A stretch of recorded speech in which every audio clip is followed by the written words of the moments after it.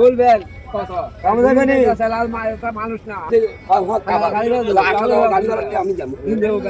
আসা যাওয়া ভাড়া আমি 1200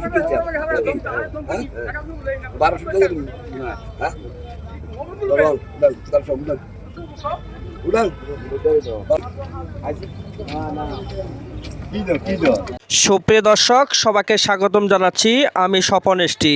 আজকে বিজেপুর কামলা বাজারে এসে এক ভিন্ন চিত্র চোখে পড়ল।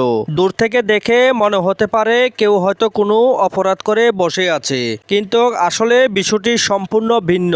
এখানে একজন শ্রমিক বসে আছে আর অন্যদিকে 10-15 জন গৃহস্থ দাঁড়িয়ে আছে শ্রমিক নেওয়ার জন্য। গৃহস্থরা শ্রমিকের সাথে কথা বললে তারা বলেন আরো লোক আছে, এখন কাজে যাব না।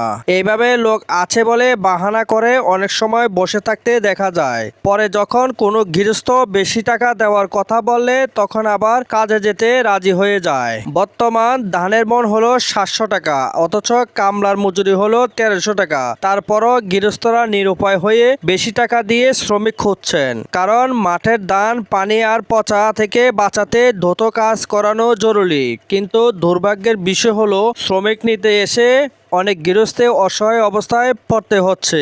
তবে আমার ব্যক্তিগতভাবে মনে হচ্ছে এভাবে বাহানা না করে শ্রমিকরা কষ্টের কথাটা পরিষ্কারভাবে বলাটাই ভালো, কারণ মাঠে কাজ করা, ধান তোলা বা কাদা পানিতে শ্রম দেওয়া সত্যি অনেক কষ্টের কাজ। তাই যদি অতিরিক্ত 100 বা 200 টাকা প্রয়োজন হয় সেটা সরাসরি বললে গৃহস্থরা বিষয়টি বুঝতে পারবেন। শ্রমিক আর গৃহস্থ দুই পক্ষে আমাদের সমাজের গুরুত্বপূর্ণ অংশ।